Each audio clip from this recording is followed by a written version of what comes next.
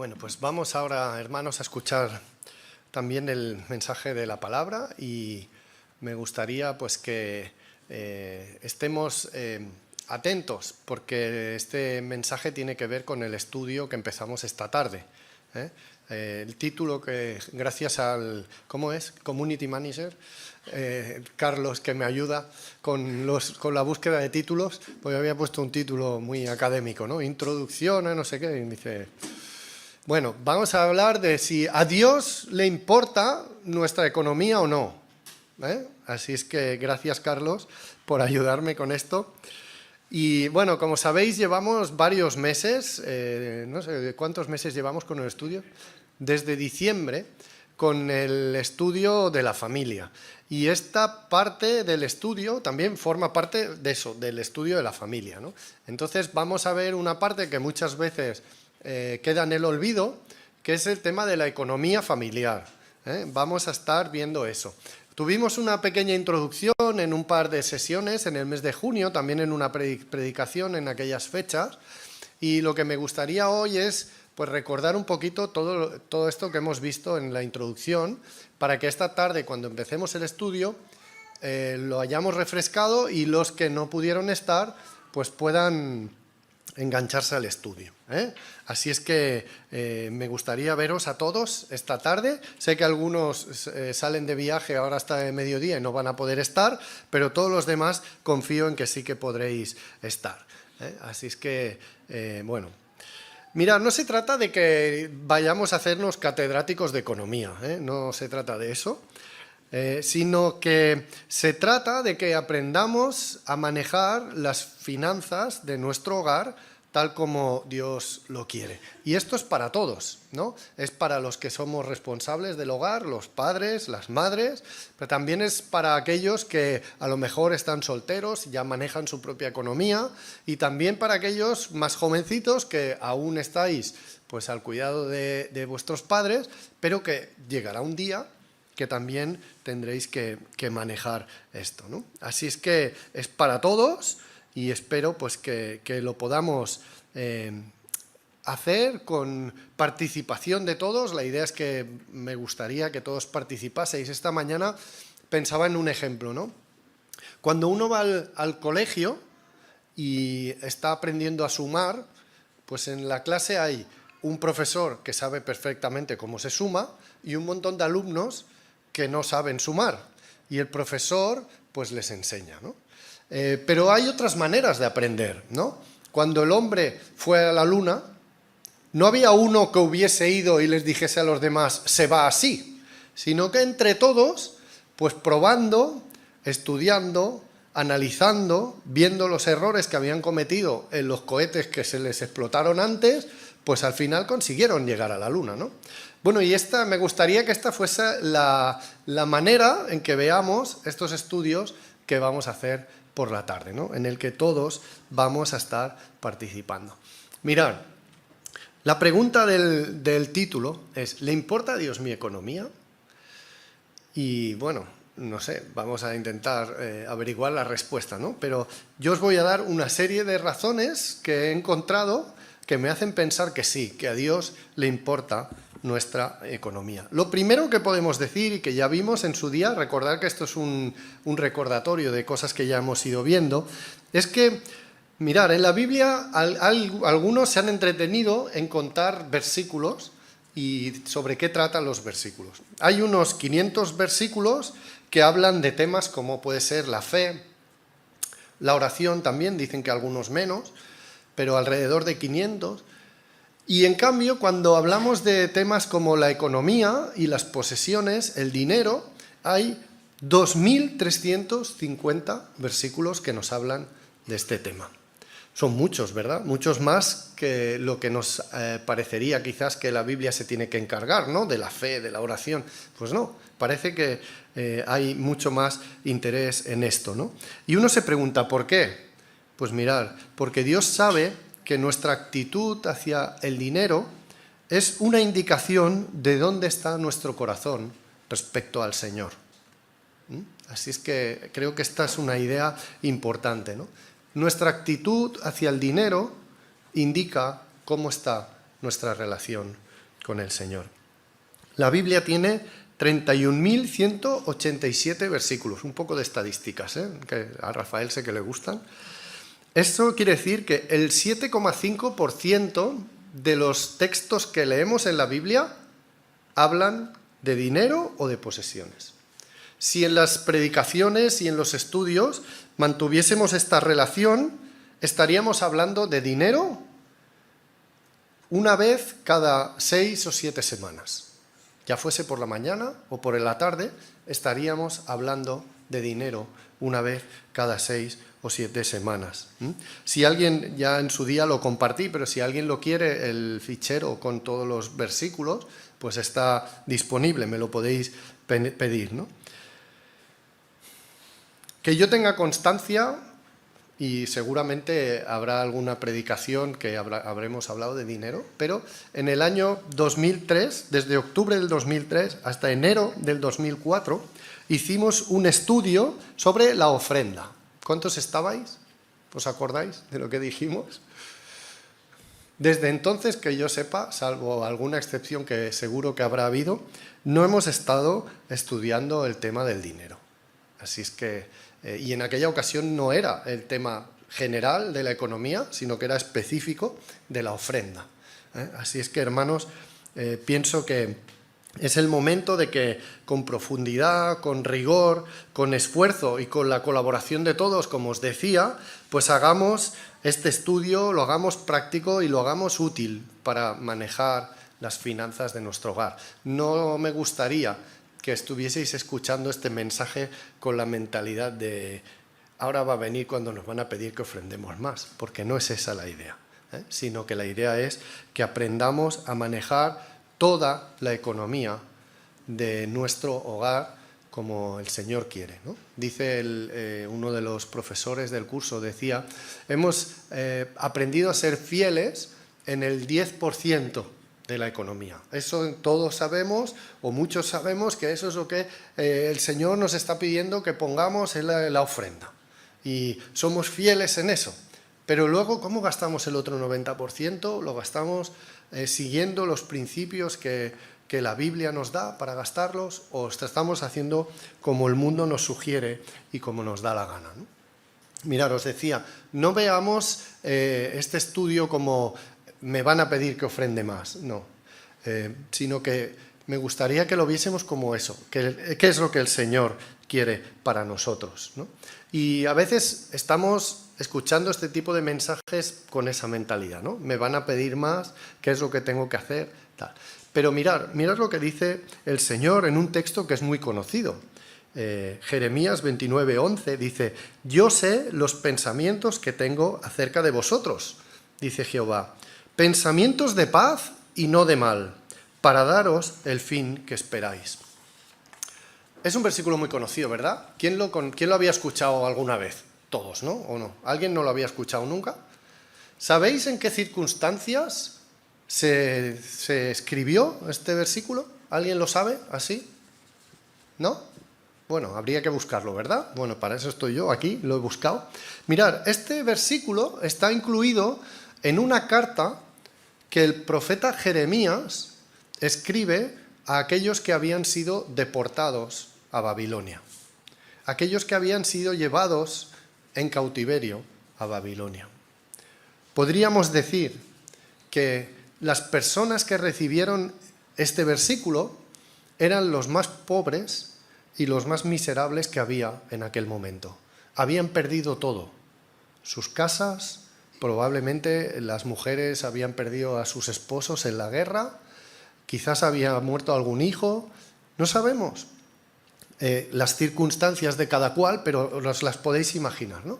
Sus posesiones, su dinero, todo, y sencillamente habían sido llevados prisioneros a otro lugar. Y a estas personas el Señor les está diciendo, yo tengo planes para vosotros, planes de prosperidad, planes de bien, planes de que os vayan las cosas bien, también en lo económico, ¿no?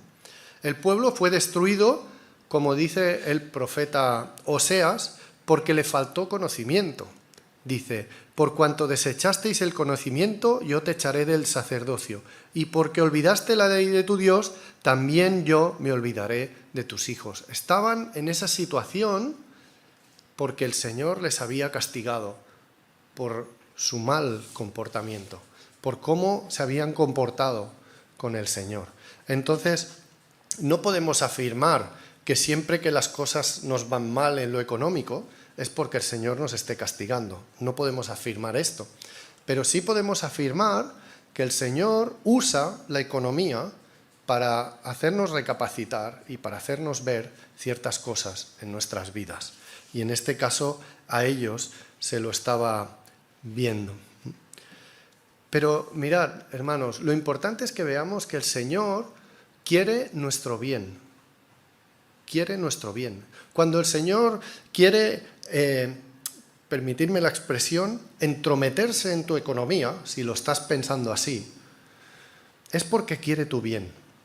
No es que se quiera entrometer para fastidiarte, sino que quiere tu bien. Por eso el Señor nos da todos esos 2.350 versículos para que podamos aprender cómo debemos de manejarnos.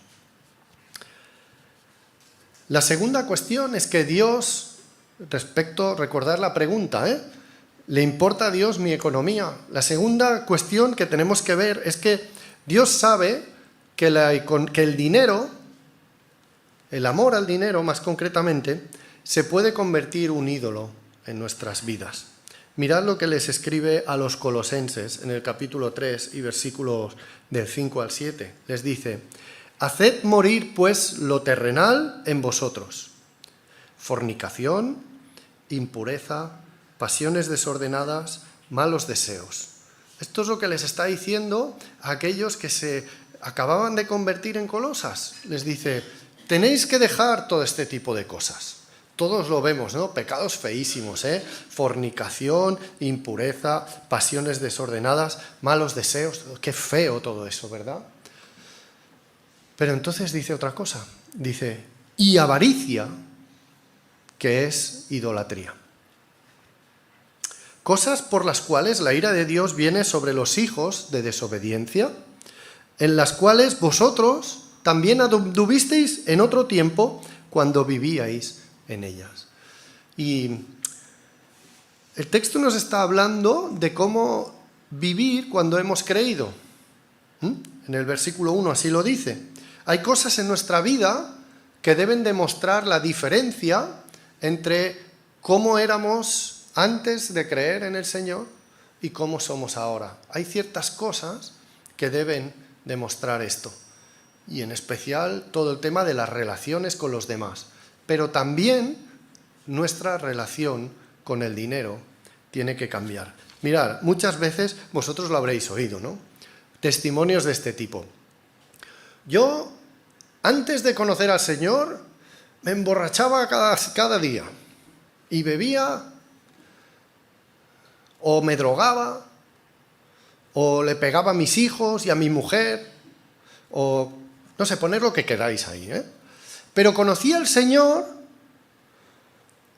y he dejado de beber, he dejado de pegarle a mi mujer, ya no me drogo, lo que sea, ¿no?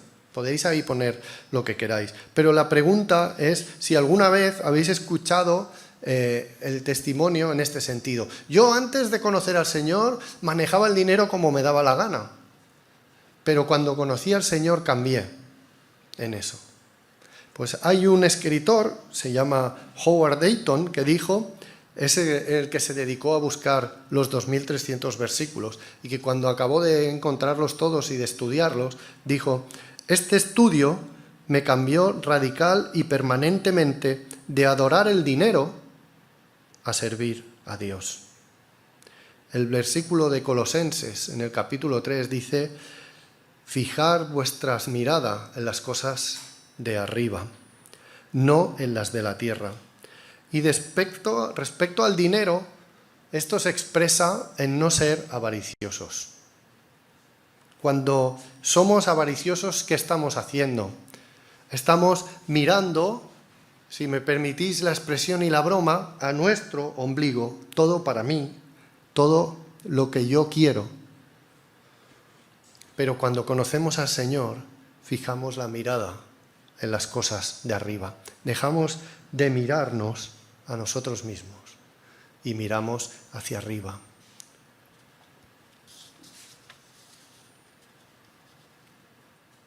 Quizás estás pensando, Gaby, es que es un poco exagerado a veces. Estoy aprendiendo de Rafael. Y ahora nos está aquí diciendo que todos somos avariciosos. Bueno, no os lo digo yo. Hay una predicación de hace unos meses que está ahí en YouTube, que es de David Burt, que dice, yo avaro, se titulaba la predicación, y hablaba de este tema, ¿no? Y trataba el texto de Lucas 12, del 13 al 21. Está ahí en el canal de YouTube de la Iglesia. Carlos, estoy haciendo publicidad. Así es que mirarlo, porque en el fondo, y si nos miramos a nosotros mismos, tenemos que reconocer que todos somos avariciosos, hermanos. Así es que es un ídolo que se vuelve en nuestras vidas. Hay otra cosa, aún más, que hace que al Señor le preocupe nuestra economía. Y es que es un impedimento para seguir al Señor. El apóstol Pablo, escribiendo a un colega, a un pastor que él había estado enseñando, que se llamaba Timoteo, le escribe en la primera carta a Timoteo, capítulo 6, versículos del 5 al 10, le dice: disputas necias de hombres corruptos de entendimiento y privados de la verdad. Se está refiriendo a los falsos maestros, ¿verdad? Dice, que toman la piedad como fuente de ganancia. Y esto es verdad, hermanos. Hoy en día vemos a muchos que usan la fe, que usan la iglesia, que usan las creencias de los demás para enriquecerse, ¿no? Dice, apártate de los tales. Dice, pero gran ganancia es la piedad acompañada de contentamiento. Porque nada hemos traído a este mundo y sin duda nada podremos sacar. Mauricio, ¿cómo es aquello de la mudanza? No va a ir el camión de la mudanza detrás de la funeraria, ¿verdad? El día que nos marchemos no nos vamos a llevar nada de aquí. Dice, así que, teniendo sustento y abrigo, estemos contentos con esto, porque los que quieren enriquecerse caen en tentación y lazo, y en muchas cosas necias y dañosas que hunden a los hombres en destrucción y perdición, porque raíz de todos los males es el amor al dinero. Fijaros, el cual, codiciando algunos, se extraviaron de la fe y fueron traspasados de muchos dolores. El objetivo de la vida de muchas personas es enriquecerse. No sé cuál es el objetivo de vuestra vida, pero yo estoy seguro que si salimos a la calle y le preguntamos a las personas, el objetivo de muchos es hacerse ricos, tener más. Pero este no puede ser el objetivo de los creyentes. Entre otras cosas, porque es una estupidez. Pablo lo está diciendo, nada hemos traído a este mundo y sin duda nada podremos sacar. Las riquezas son como una trampa. Dice Pablo que son como un lazo que se usa para cazar a ese pajarillo que se posa o a ese animal. Son una trampa, una tentación. Además es algo que nos daña a nosotros mismos. Mirad, pensaba en un ejemplo para que podamos entender esto, ¿no? Cuando hemos sido niños, a todos, en algún momento u otro, alguna vez nos han dado un dinerito, ¿no? Nuestra primera semanada o algo que nos daban nuestros padres o quizás los abuelos o alguien, ¿no? Yo recuerdo que cuando yo iba al colegio me daban un duro. ¿Sabéis lo que es un duro? Soy ya bastante viejo. Un duro eran 5 pesetas. Lo que hoy sería, no sé qué, 6 céntimos o 5 menos. Bueno, lo que fuera, es igual. Poquito, claro, era poquito. Pero a la salida del colegio había una tienda en que vendían chuches. En aquella época las tiendas de chuches no se habían inventado. Era un herbolario, pero que con buena visión de negocio había puesto ahí las chuches porque estaba en la puerta del colegio. Y entonces salíamos del colegio y salía yo con mi duro. Y entonces me tiraba 10 minutos en la tienda.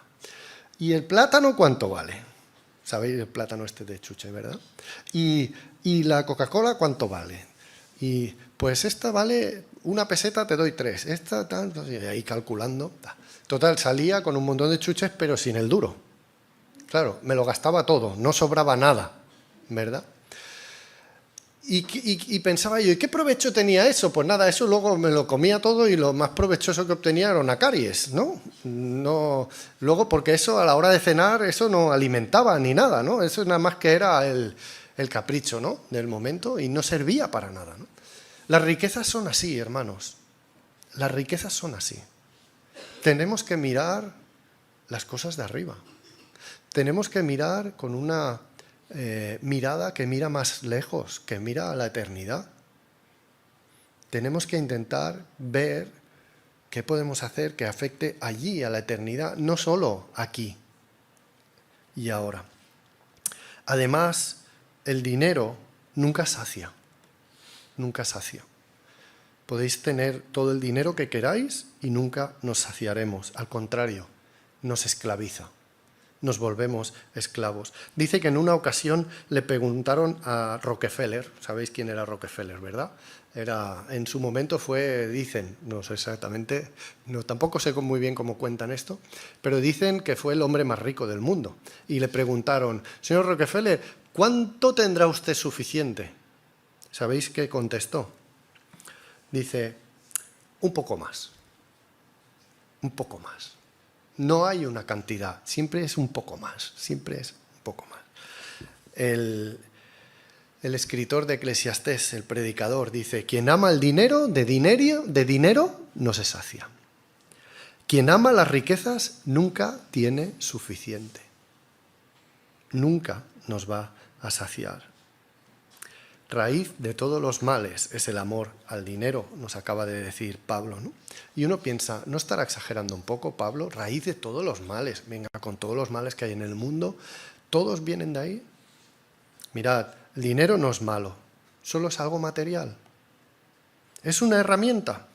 Lo que es malo es el amor al dinero, porque es malo que amemos cualquier cosa antes que al Señor. Nuestro amor debe dirigirse a Dios. Y no podemos dirigirlo a Dios y al dinero. A veces se hacen incluso chistes, ¿no?, sobre esto, pero no se puede dirigir el amor a Dios y al dinero. Ese es un engaño que Satanás nos quiere hacer creer, pensando que teniendo dinero seremos felices y nos sentiremos bien. Mirad, si esto fuera así, no habría ricos que se suicidaran. ¿Sabéis? Preparando el sermón, esta semana encontré en internet un libro. Se titula ¿Por qué se suicidan los ricos? Como es para ricos, costaba el libro 61 euros. No sé, tampoco lo compré. Pero, ¿por qué se suicidan los ricos? A veces pensamos, si tuviera un poquito más, no tendría problemas, no tendría preocupaciones. Cuando yo era más joven, más niño, había en la televisión una telenovela, que también la he buscado en internet. Era mexicana, sí, esa.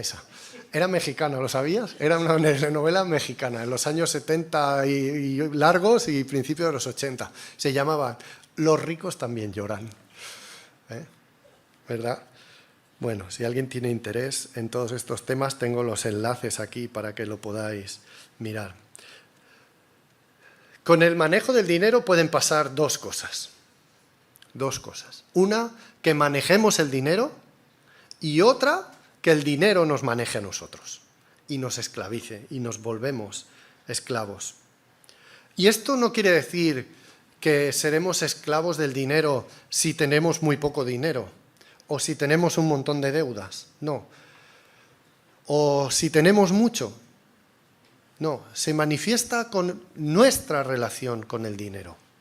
No es porque tengamos mucho o poco. Podemos ser esclavos, estar esclavizados y tener poco, o estar esclavizados y tener mucho, hermanos. Así es que tenemos que ir con cuidado con esto. Jesús mismo nos advierte sobre que el amor al dinero es un ídolo. A veces pensamos que Jesús era muy espiritual, y es verdad, es lógico, pero Jesús hablaba de los temas prácticos, hablaba de temas del día a día, hablaba de las cosas que realmente nos interesan. Así es que la predicación que tuve el mes de junio, estuvimos viendo Mateo 6, del 19 al 34. No voy a repetir todo aquí ahora, así es que está ahí de nuevo en YouTube y la podéis ver, pero sí que me gustaría ver algunos de estos temas. Una de las cosas más interesantes que yo encuentro en este texto es que Jesús está hablando en el Sermón del Monte, ¿no? Y siempre que pensamos en el Sermón del Monte, pensamos en las bienaventuranzas, ¿no? Y pensamos en que todo era como muy... hablaba de temas muy espirituales, ¿no? Hablaba de oración, de fe, de relación con el Señor, del reino. Bueno, pues en mitad de este sermón, Jesús se dedica a hablar de nuestra relación con el dinero, ¿no? Nos habla de temas prácticos, ¿no? Dice cómo debemos de orar, cómo debemos de dar limosna, ¿no? Hemos leído en la preparación, ¿no?, para la Santa Cena. Y entonces nos dice cómo debemos de manejar el dinero. Y de nuevo nos está diciendo, según manejemos el dinero, estamos reflejando cuál es nuestra relación con el Señor. El mensaje de Jesús lo podemos resumir mucho y podemos decir que se trata de escoger. Tenemos que escoger entre dos cosas, entre Dios y el dinero. Se trata de escoger entre esto.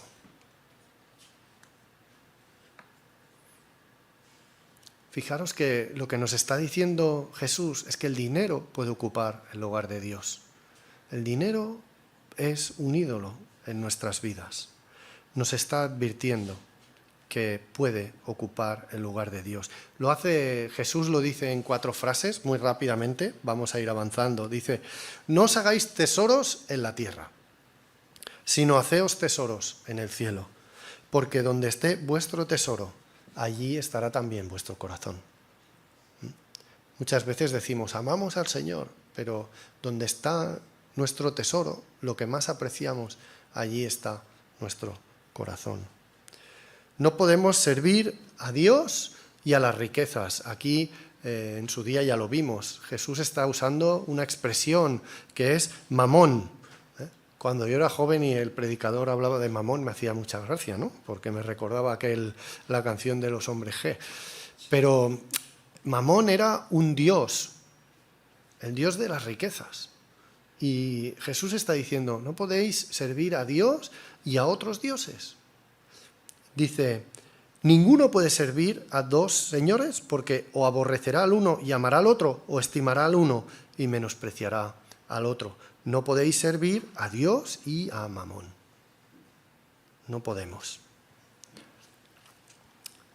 Otra de las cláusulas que usa Jesús es, ¿cómo vas a vivir? ¿Vas a vivir afanado, preocupado, inquieto por la economía o vas a vivir confiando en Dios en todo momento? Dice, os digo, no os afanéis por vuestra vida, qué habéis de comer o qué habéis de beber, ni por vuestro cuerpo, qué habéis de vestir. Vuestro Padre Celestial sabe que tenéis necesidad de todas estas cosas. Así es que se trata de, ¿en qué vamos a confiar más? ¿En el dinero que tenemos en la cuenta corriente, en nuestro trabajo, en nuestras posibilidades, en nuestros contactos, o vamos a confiar más en el Señor? Se trata de eso. Jesús nos está diciendo, hay que escoger. Hay que escoger. No se puede estar nadando y guardando la ropa. Y la última, ¿buscamos el reino de Dios o la seguridad que nos puede dar el dinero? Seguridad falsa, pero seguridad al fin y al cabo. Dice un versículo también muy conocido: mas buscad primeramente el reino de Dios y su justicia, y todas estas cosas os serán añadidas. ¿Le importa a Dios mi economía?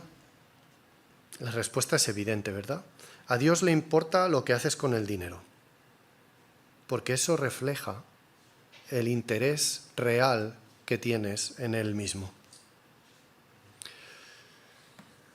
Preparando este estudio encontré otro punto interesante para relacionarlo también con el tema de la familia.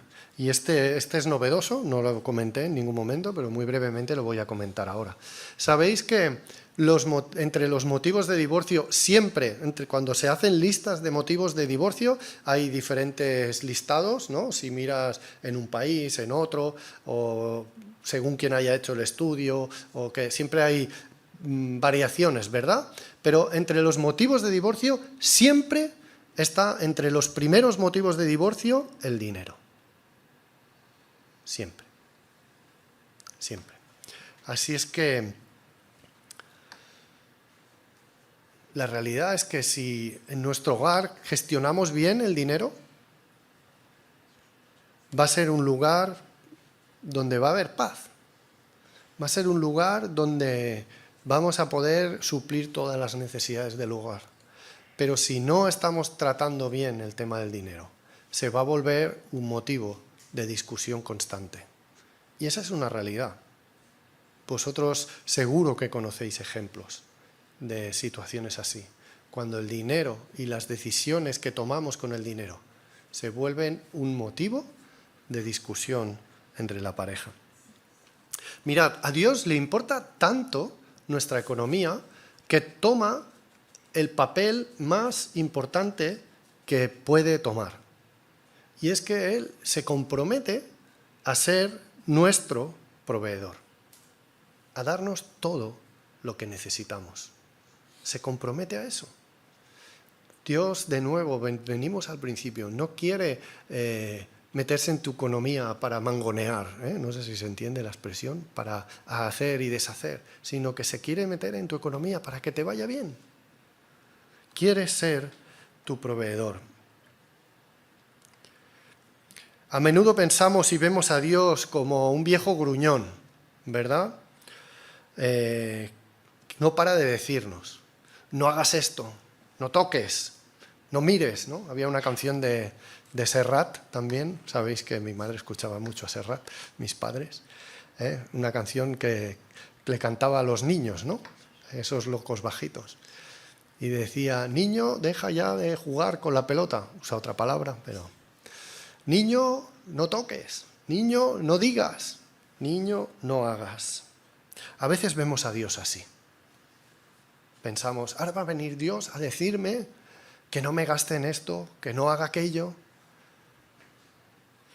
Pero no es esta. No es esta. Lo que Dios nos está diciendo es todo lo contrario. Búscame primero a mí y todo lo que necesitas, yo lo pongo. Yo lo voy a poner. Se compromete a ser nuestro proveedor. Cuando estuvimos haciendo el estudio, esas 2 sesiones por la tarde, una de las sesiones estuvimos hablando un poquito de esto, ¿no? Y vosotros mismos pudisteis compartir experiencias en que habíais visto cómo el Señor obraba de esta manera. En la palabra encontramos muchas. Solamente he pensado algunas, ¿no? Pero recordar, por ejemplo, la alimentación de los 5.000.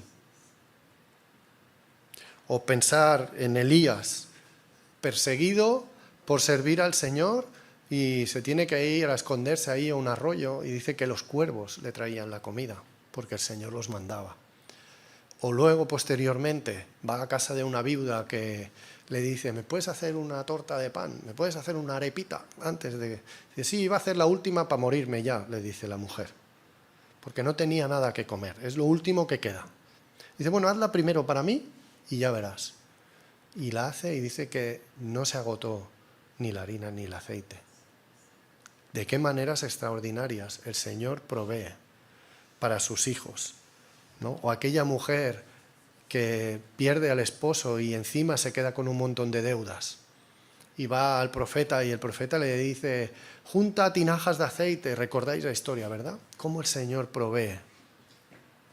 O al pueblo, acabado de salir de Egipto, en medio del desierto dice que no tenían nada para comer y cada día, cuando se levantaban, encontraban el maná, como el Señor les proveyó.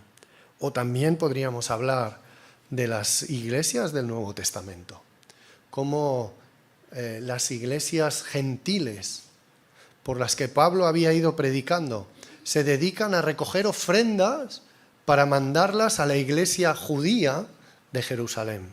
Claro, nosotros ahora lo vemos muy normal, que entre hermanos nos ayudemos, pero que unos gentiles estuviesen ayudando a unos judíos, esto no era lo normal, esto era algo que no sucedía, pero el Señor proveyó de esta manera. Bueno, vamos terminando.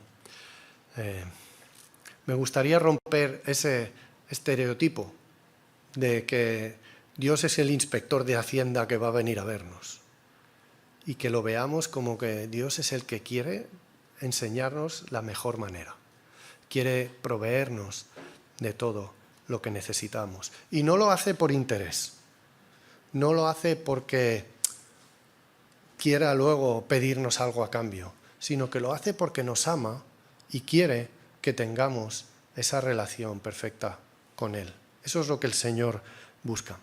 Así es que terminamos ya en esta mañana. ¿A Dios le importa tu economía? Bueno, creo que la respuesta ha quedado clara, ¿no? Es una evidencia. Dios está interesado en tu economía. La pregunta clave aquí no es si a Dios le importa tu economía. La pregunta clave aquí es si tú le vas a dejar intervenir o no. ¿Recordáis el ejemplo que pusimos, ¿no? Los soldados cruzados, cuando iban a ir a la guerra a defender al cristianismo, no les contrataban y no se podía permitir que fuesen soldados que no fuesen cristianos. Así es que para cumplir con el rito les bautizaban, ¿verdad? Dice que cuando se bautizaban mantenían la espada fuera del agua, como queriendo decir, bueno, yo me bautizo, pero la espada no, con la espada voy a hacer lo que yo quiera, ¿no? La espada no se puede volver cristiana. Bueno, muchas veces como cristianos nos bautizamos y sacamos la cartera y la mantenemos fuera del agua y decimos, yo me voy a convertir, pero como decía la hermana Maite, la cartera, el bolsillo, es lo último que se convierte, ¿verdad? Bueno, pues espero que cambiemos esto y que os vea en esta tarde a todos en el estudio. Pues vamos a empezar a tratar todos estos temas un poquito más en lo práctico, ¿de acuerdo? Pues que el Señor os bendiga, hermanos.